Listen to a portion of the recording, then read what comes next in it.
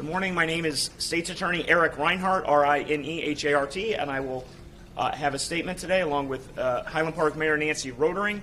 We will take a few questions. Today is about the victims and survivors of the Highland Park July 4th parade shooting. Our community may never heal from the defendant's calculated and heinous actions that destroyed so many lives. But today is an important step towards justice.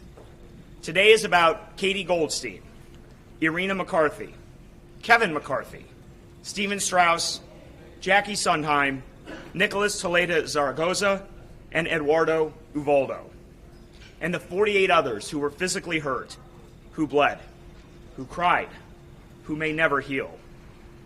Today is also about the hundreds who still remember and feel the trauma from that awful day.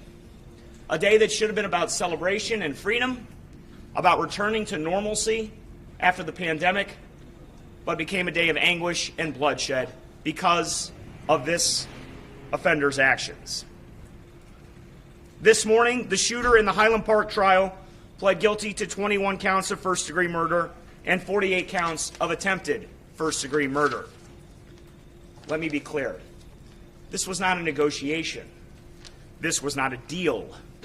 He made a free decision to plead guilty to every single count that this trial team and this law enforcement team was about to present to this jury. He received nothing in exchange for this plea today. We were 1,000% ready to go to trial and to prove him guilty to the jury. We have been working for years to prepare our evidence, which includes DNA testing, fingerprint identification, firearm records, video evidence, identification evidence that put him in the alley walking up to the roof, that put him on the roof, and that had him descending from the roof right after the shooting. We were also prepared to present his voluntary confession that he gave that day to law enforcement. His admissions that he made at that time would have confirmed every piece of physical evidence, trajectory analysis, ballistics reports, DNA conclusions, and eyewitness testimony. The Lake County State's Attorney's Office continues to express its condolences to all who lost a loved one and to all who were so affected physically and psychologically.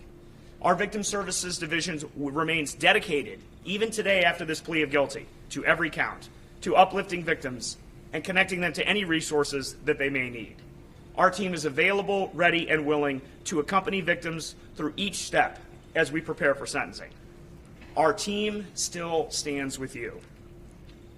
I want to acknowledge the heroes that day, some of whom are behind me, that ran towards the gunfire. First responders, police, EMTs, fire department professionals, and civilians, community members, residents, regular people, all of whom helped others without hesitating. Their bravery, and their sacrifices stand in stark contrast to the decisions that the defendant made. Every member of law enforcement, the City of Highland Park, thank you, Mayor Roring, the FBI, the Illinois State Police, the government of Lake County, law enforcement throughout Lake County, and this State's Attorney's Office has met every moment since 10:14 a.m. on July 4th, 2022. Justice in the legal system does not descend upon a case. It is earned. It comes from the bravery of every victim and every surviving family member who was prepared to come forward in this trial, and they will come forward in this sentencing hearing. It comes from the hours of victim support. Justice comes from the hours of victim support that Highland Park and our federal partners provided to those in need. It comes from victim support professionals and administrative support that hundreds of dedicated government employees have provided to thousands of people in Lake County. It comes from the tireless law enforcement professionals who never stopped to make sure that the truth would reach a courtroom. And the truth reached that courtroom today when he pled guilty. Justice comes from the amazing men and women who stand behind me and were ready to bring justice and truth into this courtroom. I want to specifically thank a few people in my office because it is absolutely necessary. I want to thank Ben Dillon, Jeff Acklem, Lauren Kalsheim Rothenberg, Eric Collada, Melissa Cisneros, Melissa Burke, Dawn Patch, Jackie Reedy, Jackie Herrera-Giron, and Vanessa Vargas Ramirez, as well as Jack Metcalf, Lexi Brown, and J.B. Brooks. This team of dedicated professionals was completely ready today and would have gone forward for the next 3 to 5 weeks in bringing this case into the courtroom. This journey will not end for many. We will move next to sentencing and continue to provide support and help for anyone in need. Thank you. Good morning. I'm Nancy Roring, Nancy-Rotering, Mayor of the City of Highland Park. I just want to share that our thoughts and our hearts remain with the families whose loved ones were senselessly taken, those who were injured, and everyone whose lives were forever changed by this horrific act. Today's guilty plea is an important step towards justice, but it does not erase the pain. We share our deep appreciation and admiration for Lake County State's Attorney Eric Rinehart and his entire team for their tireless work to pursue justice on behalf of the Highland Park community. We also express our thanks to the first responders, the law enforcement officers, and the hospital personnel for their professionalism throughout this entire investigation. We are confident in our legal system, and we recognize that there are milestones ahead. We continue to stand together and remain committed to supporting the victims, their families, and our entire community as we move forward together as one Highland Park. Thank you. Could you talk about how much this caught you by surprise, whether you had any expectations this might happen today? We were prepared to present overwhelming evidence of the defendant's guilt. This happens from time to time in our criminal justice system, in big cases and in small cases. As the defendant gets closer and closer to trial, this has happened before. This will happen again in all size of cases, and we were prepared to present all of our evidence. Well, when did you first get some kind of idea that he was interested in pleading guilty? We learned this morning. Did he show And how? remorse, or did he give any explanation for his decision? Everything that you saw in the courtroom, Julian, was what happened. I'll let other people characterize that right now. We are going to have a sentencing hearing that will address some of those topics. He answered questions from the judge, and people observed that part of it. I'm not going to characterize him or really think about that. Can you speak to the mother's outburst? What was she referring to? She said there was some agreement. Is that just There's no agreement at all. Yes, there is no agreement whatsoever. He pled guilty to every single count. He walked into the courtroom through his attorneys, who are incredibly experienced defense attorneys who have represented him for years. The mother is not a lawyer. She doesn't represent him. We have a justice system that has put lawyers in charge of those matters, and he pled guilty. What was the deal with the juror this morning? I'm not going to comment on the juror today. But did you know at that time when you were dealing with that he was going to change his plea? We learned this morning from his defense attorneys that was happening. The juror the reason we selected 6 alternates was in case an issue came up with the jury over the weekend, and I'm not going to comment on that. So, Rinehart, can you explain the dropping of charges, the aggravated battery charges, why those were dropped last week? A few days, last week? Last week, yes. So the aggravated battery charges were lesser included. They were the exact same counts as the 48 attempt murder that he pled guilty to today. That each of those cover the attempt murder for the 48 individuals who were hit covered 26 to 50 years. The aggravated battery were the identical victims and were lesser charges. He attempted to murder the people at Port Clinton Square. He attempted to murder the people who were at that parade, and those aggravated battery counts were about a lesser count. It was never going to affect his total time in prison. But they were on before and then they were removed. Is that just a strategic decision, or why? Just explain for people who don't understand. Sure, we wanted, yeah, absolutely. There's a mountain of evidence in this case. It was going to be 3 to 5 weeks. With these being lesser charges and being the identical 48 victims as the 48 attempt murder charges, we wanted to present this to the jury and not debate whether shooting somebody is attempt murder. He attempted to murder every single person that he shot at that parade, and those are the top charges, and so they are literally lesser. They are called lesser included.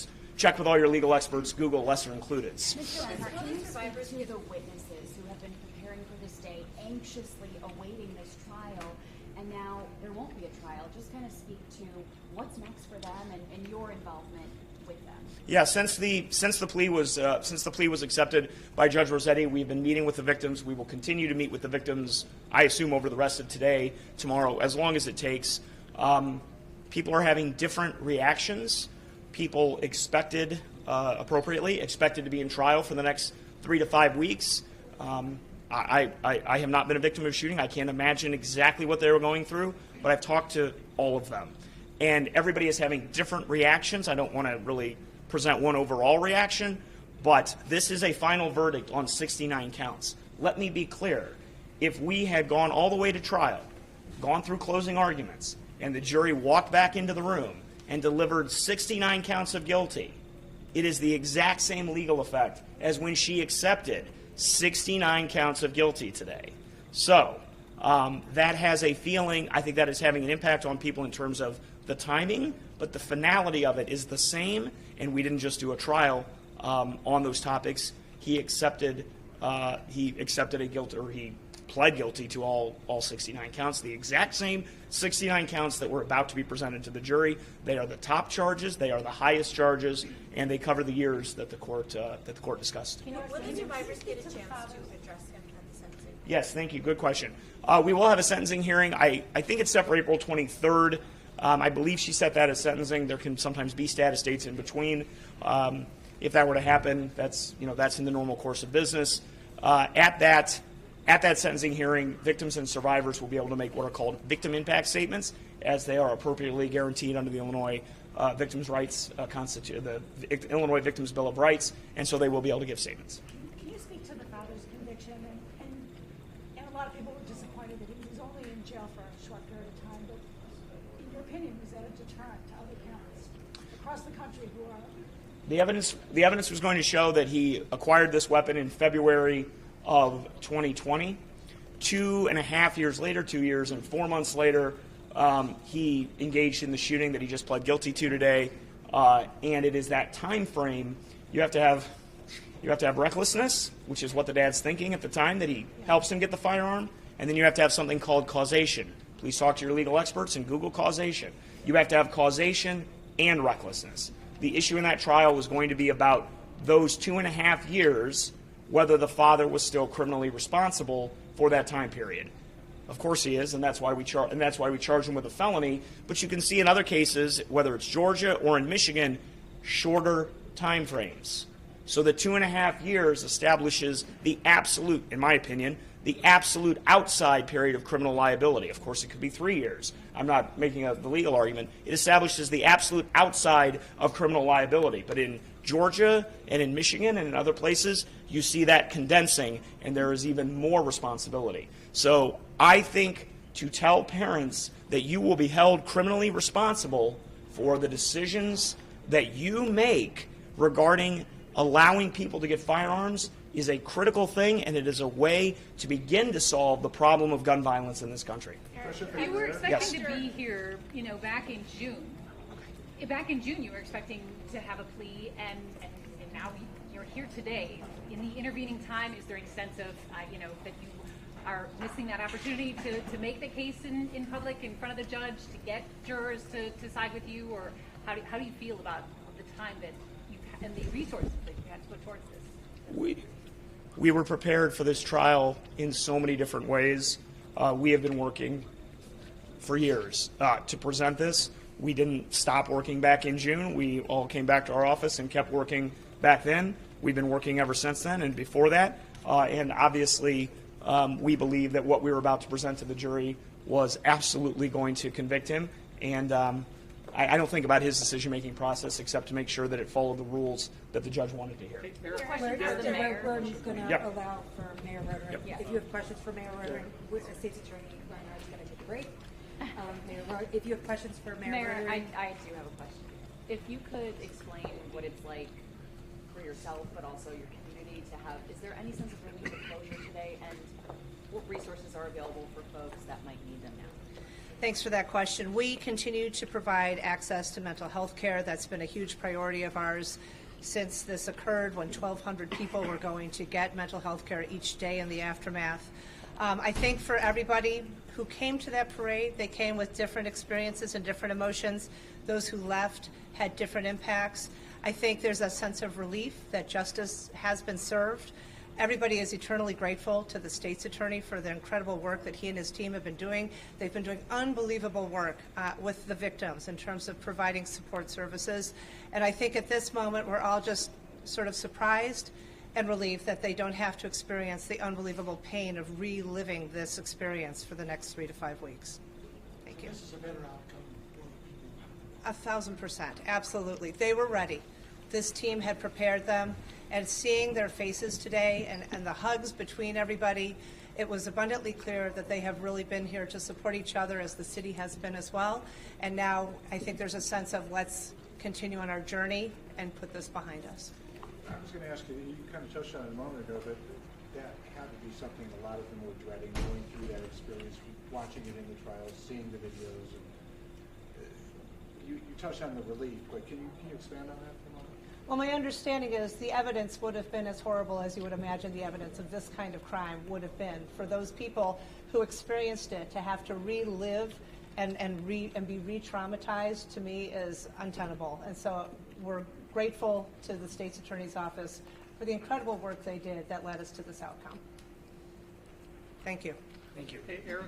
And with that, there's no more questions for today. If you have other questions pertaining to anything having to do with the trial, Sarah Avalos will continue to be your contact going forward, and you can reach out to her office. Thank you all so much for your attention.